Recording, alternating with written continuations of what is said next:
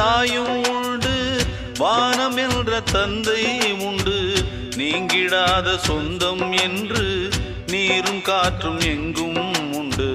பூவாளம் பாடும் காலை வந்து வரவேற்கும். தாயின்றி நின்ற பிள்ளை தன்னை என்றும் காக்கும். நீ காணும் எல்லாம் உன் சொந்தம்.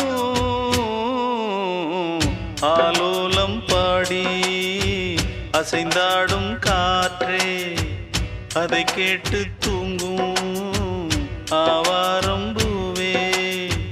தனியானால் என்ன துணை இங்கே, நான் பாடும் பாட்டு